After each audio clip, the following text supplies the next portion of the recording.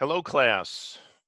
I started to do this lecture, I think it's lecture 10 in the series, and I got about 10 minutes into the lecture, and then we lost power here in Hull. It's a beautiful sunny day.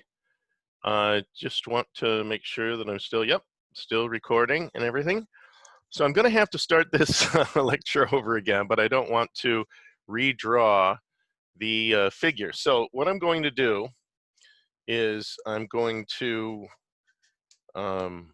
go through what I've written down here and what I've done. In fact, I want to do this for 3 problems. We're going to be looking at 3 problems. Let me, just a second.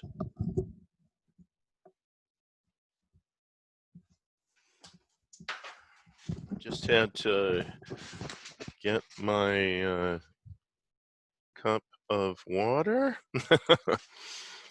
All right, now, what I want to do is I want to do 3 of these, and I want to get it to a point where we have a free body diagram from a picture, right? Isn't that what we're going to do today? We're going to do go from a picture to a free body diagram. And so, excuse me, I've been doing a lot of lectures lately. So, when we look at this picture here, I've got a crane that is affixed to the side of a building. Think of this as a brick building, some type of solid structure. And this is a hinge pin. And so this hinge pin then produces reactive forces, right? Right? You can't, this thing is inside that is a piece of steel that's holding this in to this hinge right here. So this is stopping it from going up and down, and it's stopping it from going in and out. So it's both restricting its movement in the horizontal as well as the vertical direction. However, down here, you can see that this is just supported by a rocker.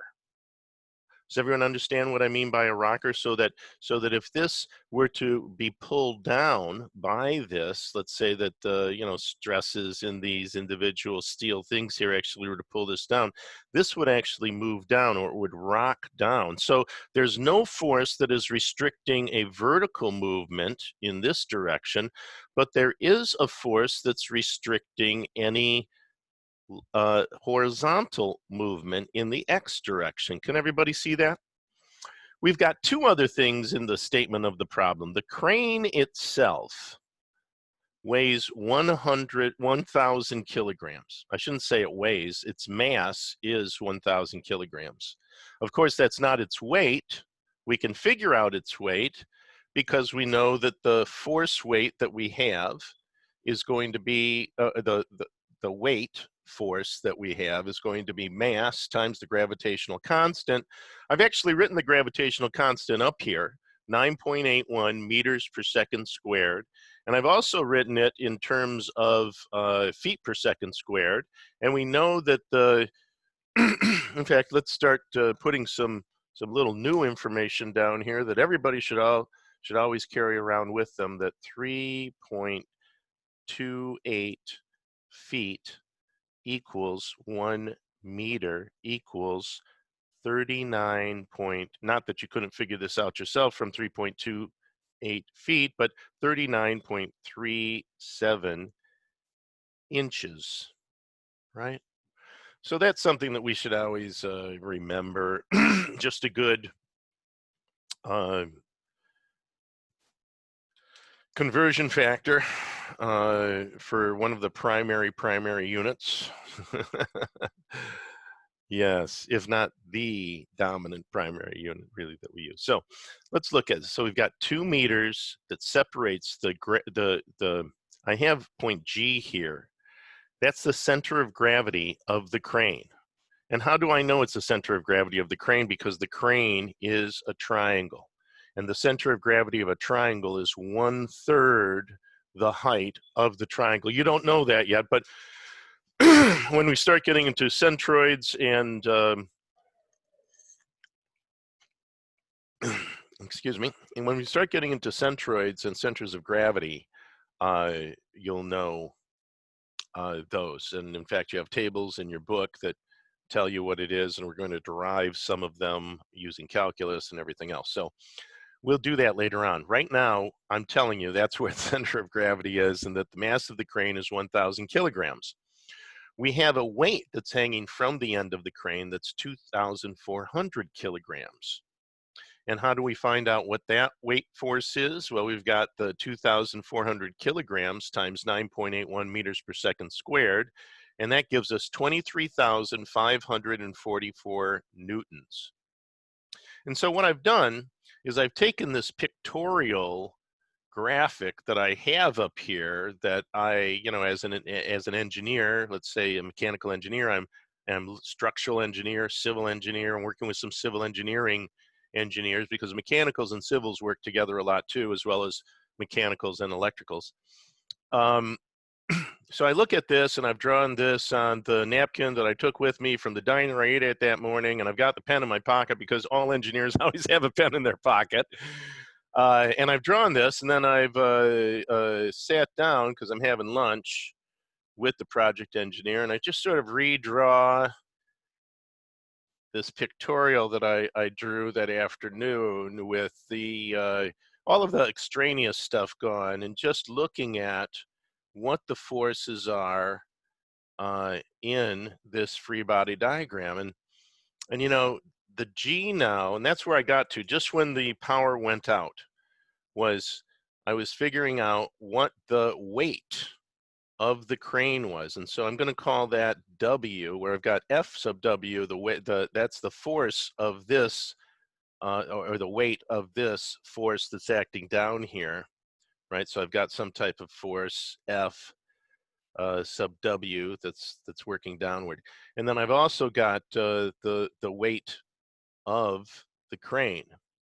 And 1,000 times 9.81, of course, is 9,810 newtons, right? So those are our forces that are working. And we've got a couple forces here, 3 forces that we really don't know, right? Now, I'm going to leave this problem because really what I want to do with this lecture is I want to take 3 problems like this where we've got all of the information on a free body diagram. And then what I want to do is I want to solve each of these problems too, right? So let's just say that is our first problem that's going from some type of pictorial graphic. And let me set up the second problem, just a second.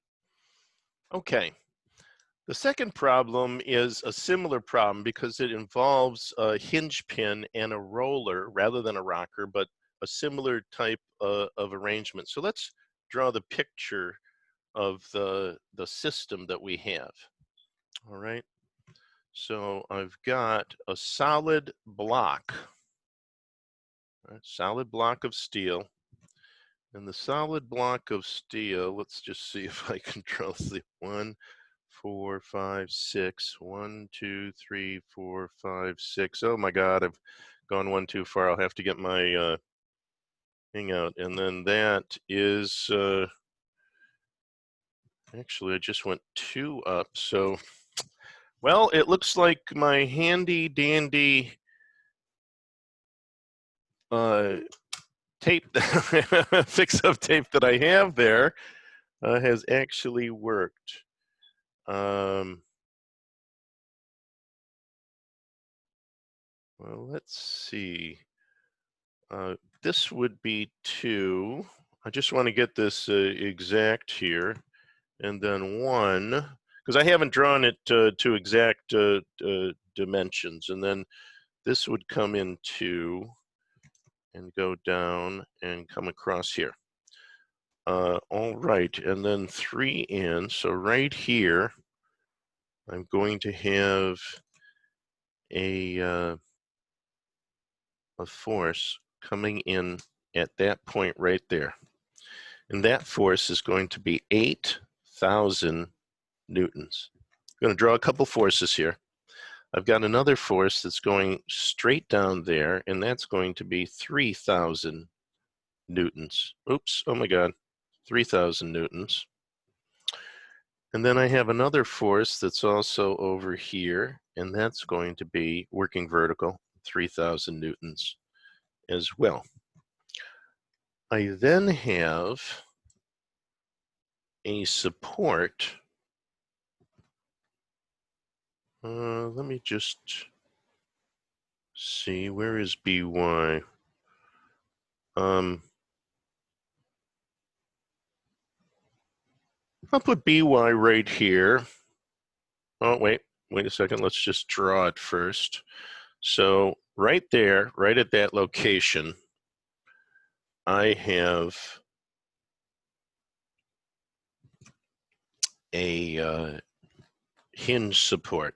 Sorry, just trying to get everything right here. Drawing it. So I've got a hinge support right there. And then here, right at this point here, I've got a roller. So I've got these forces applied to that piece of steel. And this is what it looks like, 8,000. Now this angle right here, let's call that angle theta. And theta equals 60 degrees. Excuse me. Now, how would I redraw this in a free body diagram, right? How would I redraw that in a free body diagram? Well, first of all, we want to take, since it's a solid body, a solid rigid body, I want to put that solid rigid body down here and basically duplicate that the same as it is up there. So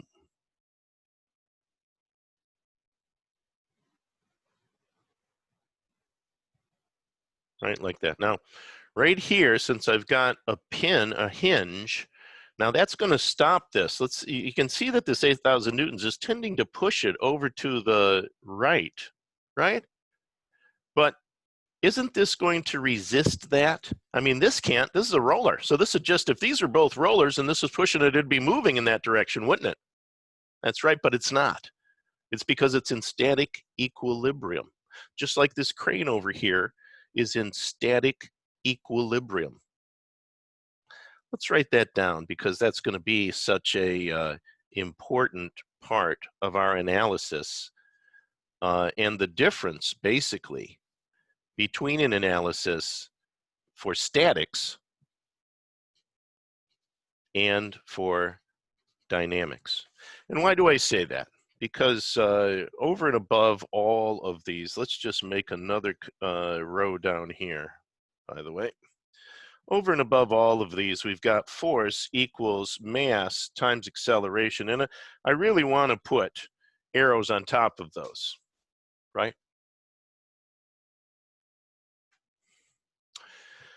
Because, and in fact, that's pretty low. I probably could bring that up a little bit there, something like that. There, you can still see all of the board.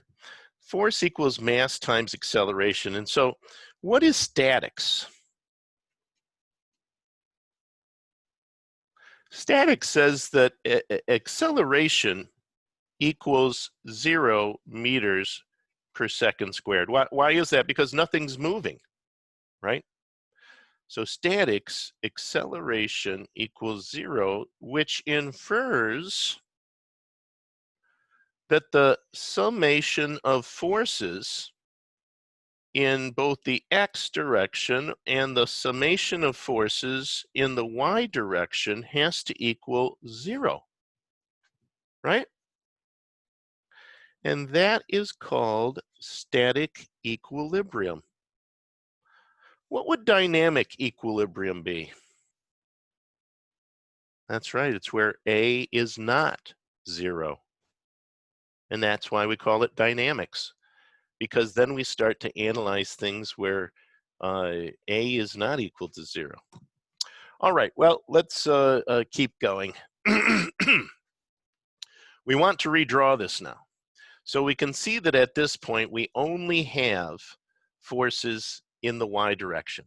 Whereas at this point here, we have forces in the y direction. Let's give those 2 points names. We'll call this A, and like usual, we'll call this B. So this would be A sub y, right? The component in the vertical direction. And this would be B sub y, but you know, B sub y, we also are holding it in the other direction. And like I say, I always like to draw these as positive. If I'm wrong, they'll just come out negative, right? So I'm going to draw that Bx positive at that point too. Now we've got a couple other things. We know that this is going to be 3,000 newtons, and we know where that is on the diagram. And we know that this is going to be 3,000 newtons, and we know where that is on the diagram. We also know that we've got 2 forces at this location. We've got a force that's vertical downward, and we've got a force that's positive horizontally, right? Because 8,000, we know that it's 60 degrees, and we know what those 2 forces are. Let me call this, boy, that's, can't really, wow, I don't really have, let's just say that this is C sub y, and this would be C sub x. And what I'm going to do is I'm going to say that this, that C equals the 8,000 Newton force, right? And this is force C. All right, so we've got C. And so what are those 2 things? Well, if we look at this and we break it down, we can see that if that is the angle right there, the 60 degrees, right, then that 60 degrees would be the same angle down on the bottom too. So it's going to have, so I could redraw this through here, I'm saying, right? Principle of transmissibility. Make sure you go over that in your reading. If I ran it down through there, irrespective if it's here or if it's there, it's still 60 degrees because this also is 60 degrees, isn't it?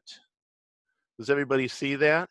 Alternate internal angles with, yeah, anyway, everybody realizes that. So that's 60 degrees. So what that means is that this is going to be cosine 60, and this is going to be sine 60, right? So 8,000 newtons times the cosine of 60 degrees is going to be 4,000 newtons. And 8,000 newtons times the sine of 60 degrees is going to be, who knows, I'm going to have to put that into my calculator to figure that out. 8,000 times the sine of 60 degrees is 6,928, of course. 6,928 newtons. So we now know what this is, and we now know what the unknowns are here. Bx and By and Ay. Those are the 3 unknowns. And and over here, the same thing is true. A sub y, A sub x, and then of course B sub x, which is right down here. I've already got it written. Are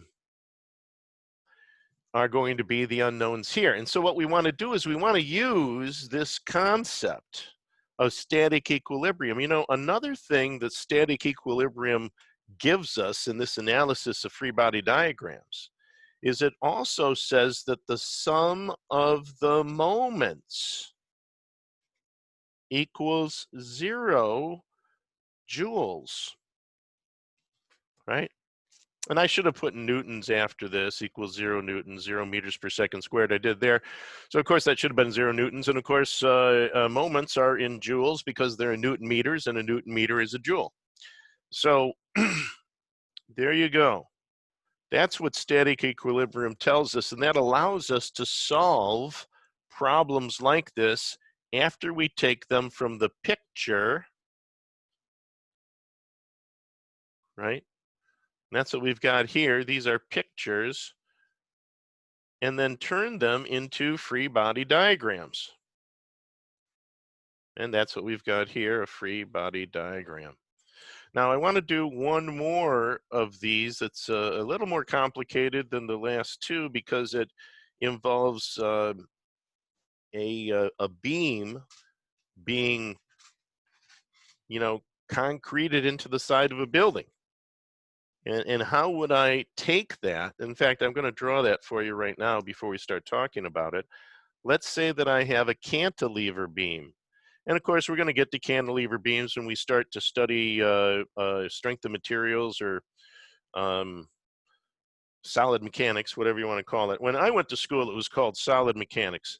Nowadays, I guess it's called strength of materials. And in fact, when I taught it, it was called strength of materials 2, I think, at Purdue. So it's been strength of materials for a while. I guess it goes by 2 different names. So I've got a beam. In fact, I probably shouldn't have given that beam so much thickness, though it really wouldn't matter unless I started. In fact, why don't I do that? Why don't I just cut down that beam's thickness right now? There you go. So that's a beam that I have out the side of a building. Let me just see, 1.2, 2.5, so 6. Well, I certainly went out too far. 1, 2, 3, 4, 5, 6, 7, 8, 9, 10. I probably should go out another 2. And I could just double everything and it'll all work out fine. So I've got a beam that has really no thickness coming out the side of a building. Just trying to get the graphic correct. And then 1.5 meters, so that would be 3 meters on here. I have an 800 Newton force, right? That's pushing down.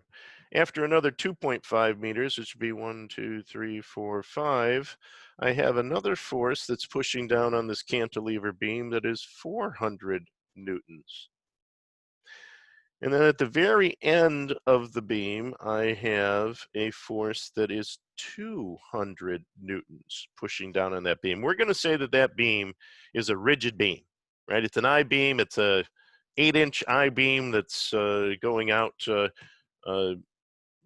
Let me give you the distances. 1.5 meters to that first force, 2.5 meters to the second one, and then another 2 meters to the third one. So let's see, how far is that? That would be 6 meters, or about 25 feet. 25 feet with 8-inch I-beam. Yeah, that's probably pretty good. I think that that would still, no, I'd probably need like a 12-inch I-beam to go that far out and still remain relatively rigid. And there would probably even be plenty of that. All right, now let's go back to this, and you'll understand what I mean by flexure of a cantilever beam later on when we get to that point in the course.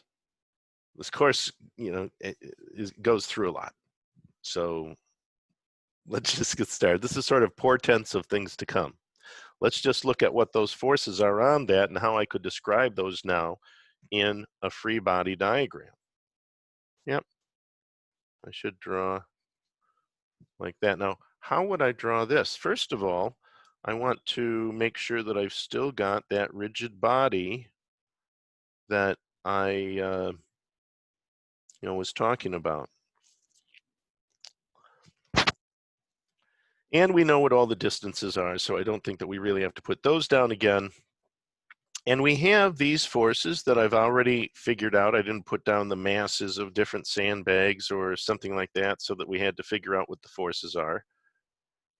I've got these 3 different forces, and these are placed on the beam, on the rigid beam. But then what are the forces for a beam that is embedded inside and you know, you should look these up in Beer and Johnston too, to see what the different support mechanisms are. And of course, you would think, okay, well, that's stopping it from going down. So if we call this point A, right where it intersects the building, then this would be A sub y, right? Can I pull it out of the building? If I had one of these as an inclined angle, would it pull out of the building? I think everybody can see that the answer is no.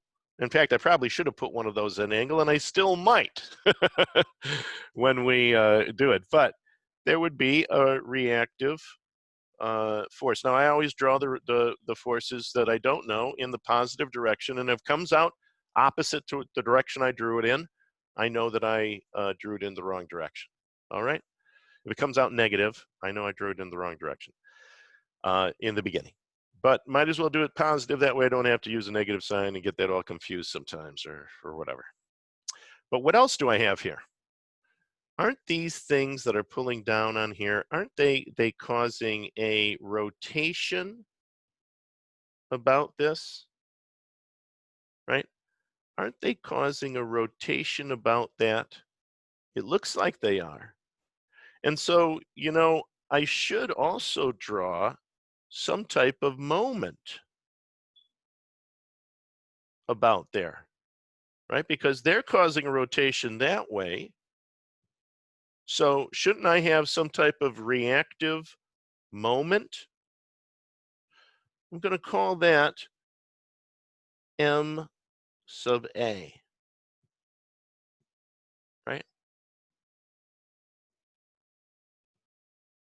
And of course, that's going to be in the Z direction or K direction, if you want to look at it that way.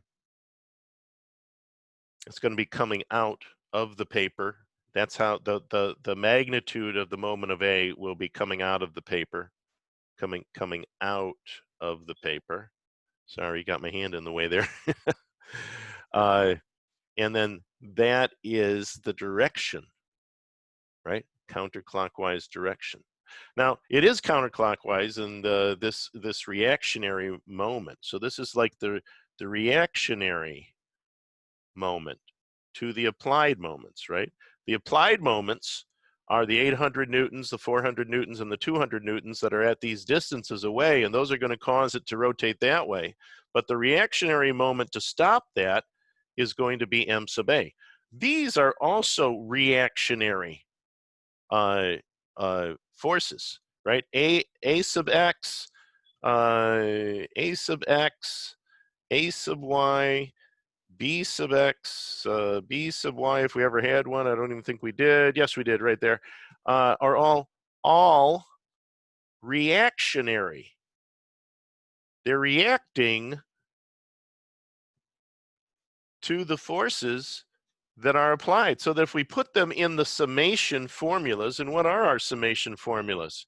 Well, static equilibrium says that all of the forces in the x direction equal 0. All of the forces in the y direction have to equal 0. The sum of the moments has to be 0. Right? 0 newtons, 0 joules. That's a joule. And so now what I want to do in the next lecture, I'm not sure how much, yeah, we're doing pretty good. In the next lecture, what I want to do is I want to start solving some of these. And in fact, we could probably do it for any of these right now. And I seem to have a little room right here, and I have about 5 minutes left in this lecture, I feel. So why don't we do a summation of forces in the x direction right now for this? As you can see, these aren't in the x direction, are they? They're in the y direction. So the only force that would be in the x direction, we've got bx, didn't I draw that in the x direction? Plus cx, and cx in the x direction because it would be cosine, right? This is in the x direction, so I said c sub x. and C sub y. All right, so that's going to be 4,000 newtons. And that equals 0. So doesn't that mean that Bx equals minus 4,000 newtons?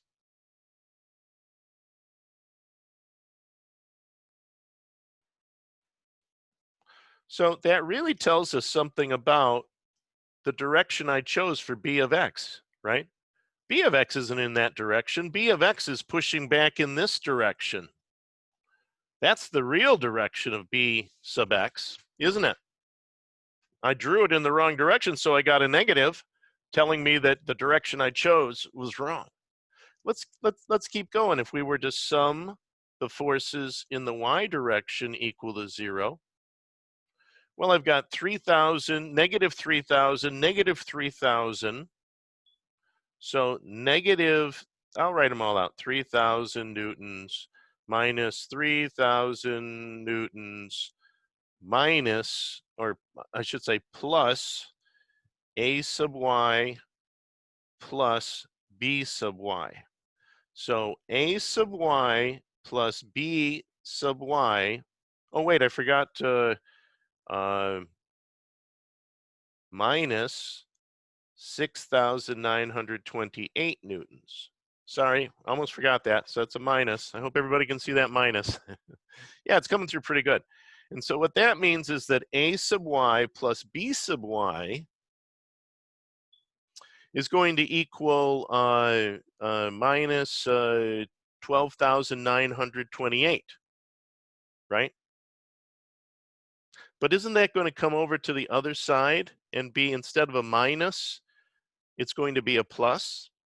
So a sub y plus b sub y is going to equal 12,928 newtons.